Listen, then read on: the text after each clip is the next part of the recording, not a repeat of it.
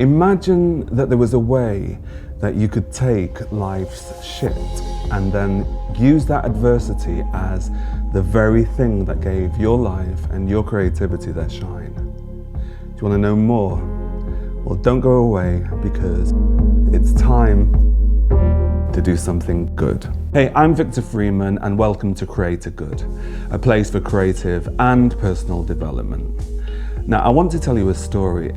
It's something that happened to me when I was 3 or 4 years old. My dad did something to me which was cruel and really thoughtless, and those few moments in my life negatively affected the nature of my relationships for the next few decades of my life, especially relationships with people closest to me. But the most important relationship that was affected was my relationship with myself and the way that I saw the things that I was capable of achieving. Now, what at first felt like a curse eventually revealed itself to be my life's greatest blessing and the very thing that made me into the creative man that I am today.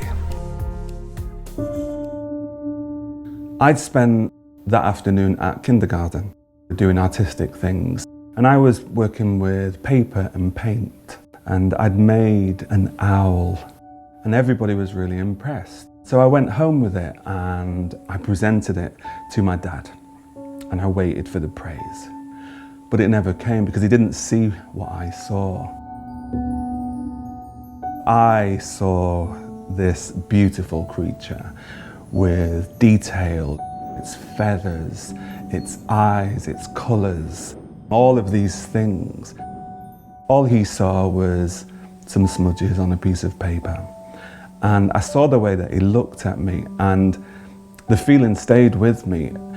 It was like fear, but I think now that it was shame. And he snatched it out of my hand, and everything just happened really quickly from that point. He scrunched it up and he threw it into the fire in the old kitchen all those years ago. Now, if you think about the message that sends to a child, let's look at it. So, not lovable.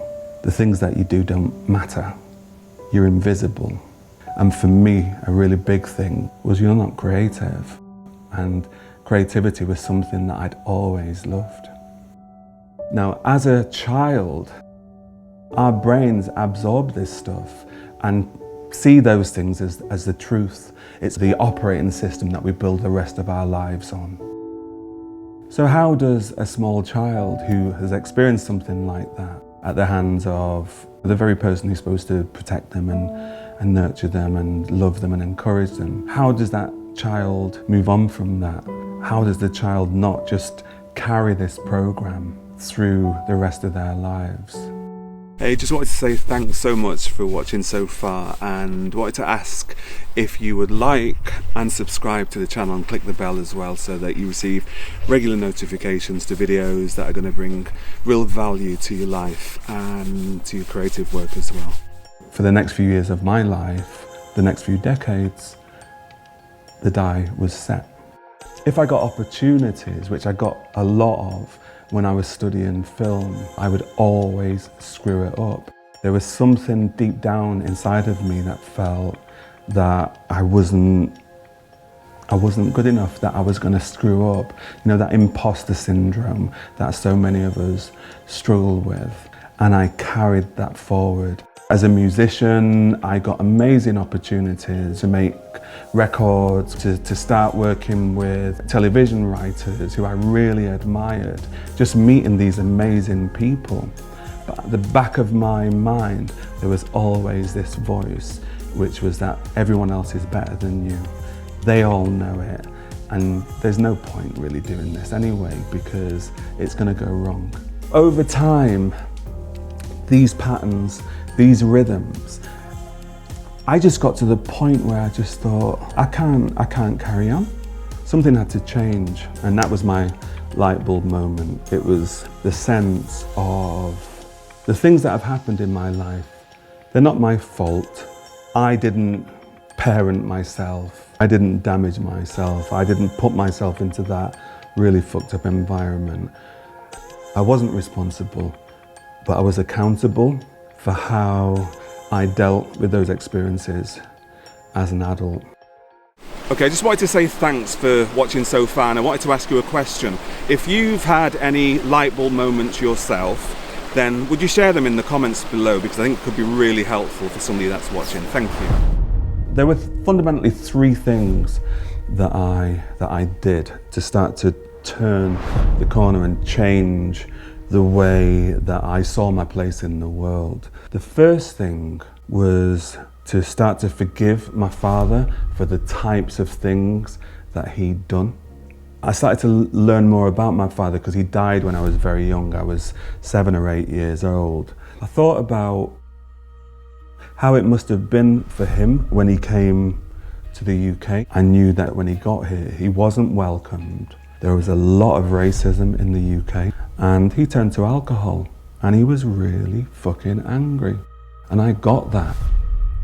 So developing compassion for the person that had hurt me, that had really created lots of adversity and pain and dysfunction in my life, that was a beginning, but it wasn't enough.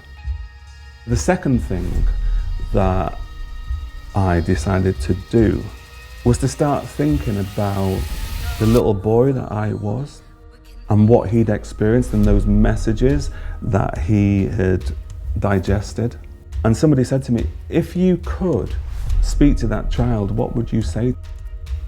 Eventually, there was a point in my life when I was ready to embrace that. And I actually did the empty chair exercise, and I spoke to the 4-year-old me. And it started in my head, and I began to sob for the little boy who had felt like nobody loved him, that what he did didn't matter, that nobody saw him. He was me. I just spoke and just felt uncomfortable, and it moved from my head and it came down. That was a massively healing experience for me.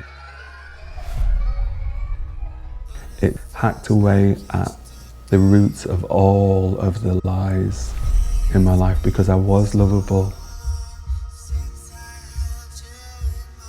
A close friend had said to me many years earlier, Victor, if you could only see yourself the way that other people see you, you would thrive. The third thing that I did, the thing that seemed to pull all of these loose threads together, was I decided to write a letter to my father, who had died many years before. I wasn't to think about what I was writing. I was to sit down with a pen and with paper and just to write. And that's exactly what I did. And it was a really amazing experience, because eventually a narrative appeared on the page in front of me. And it included elements of what I described a few minutes ago in terms of his arrival in this country and the way he was treated and his disappointment and his alcoholism and all of these things. But something was revealed about me. The picture that I saw on the page was this boy who was living in this family which was screwed up, and there was a lot of violence and there was a lot of drinking, there was a lot of trauma. And what this boy did in order to escape was to create. The drive, the need to create was actually a need to survive. It was the way that I could separate myself from my reality, because it was too much for me to deal with as a little kid. These experiences in my life that I felt had damaged me beyond all repair, they were actually the things that made me who I am. And as I wrote, I just thought, fucking hell. Thank you, Dad. You are the one that made me who I am. And it was like a fucking amazing moment. My dad had inadvertently given me the thing that made me me, that made me special. This creative guy who could do lots of different things, give me an instrument, give me a pen, give me a camera. I seem to be able to just do this. And this is all down to my dad. This is all down to those experiences of adversity in my early years. I just could not see the benefits, but I see them crystal clear today. I just wanted to let you know that this video is part of a series of videos all on the theme of the benefits of adversity for creators, and you can find links to each of those videos in the description below. I love listening to Gary Vee. If you've never listened to him, check him out. Absolutely fucking amazing. He talks a lot about it's never too late, you know, because it was very easy for me, and you might relate to this, to kind of say I fucked up so much that I'm always going to fuck up and I'll never get opportunity again. But one thing that I've learned is opportunities come. They continue to come. And now I'm more equipped to accept the opportunities, to see the truth of who I am within the opportunity, to know that I do have talent, that I can think deeply, that I can create in a profound way.